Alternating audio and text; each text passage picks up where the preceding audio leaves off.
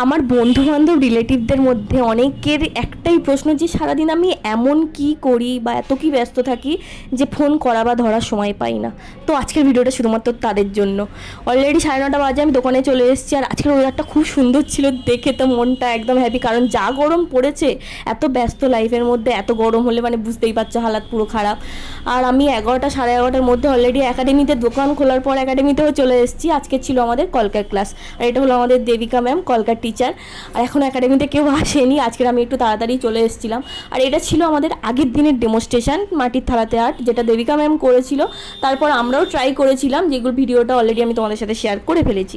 তো আজকের আমাদের ফেব্রিকের উপর আর্ট হবে, মানে ফার্স্ট রুমাল দিয়ে শুরু হবে। তো প্রথম আমাদের মার্জিনিং দেখাচ্ছিল কীভাবে মার্জিনিং করতে হবে।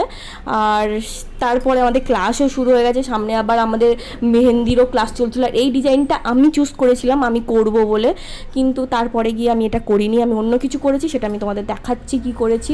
আর খুব কষ্ট হচ্ছিল, যেটার জন্য আমার একদমই ভালো লাগছিল না। ব্যাক টু ব্যাক এত কাজ করলে ভালো লাগে না। আর আমাদের ডেমনস্ট্রেশন আজকের কমপ্লিট। আর ইথিকাদি দেখো, এমন কোনো কালার নেই যে সব মানে ঢালতে বাকি আছে, সব কালার পুট করে দিয়েছে। সামনে ওই বললাম মেহেন্দির ক্লাস চলছে। আর আমিও লোটাসের উপরই কিছু করেছি, কিন্তু একটু ম্যামের থেকে একটু আলাদা কিছু করার চেষ্টা করেছি। কেমন হয়েছে বলো তো। তো যাই হোক, তারপর আমাদের ক্লাস শেষ। তারপরে এবার আমরা যাবো বাড়িতে। আর আমি বাড়ি গিয়ে খাওয়া দাওয়া করে তারপর আবার দোকানে আসবার, এই দেখো দোকানে চলেও এসছে। আর এখন বাজে 4:39।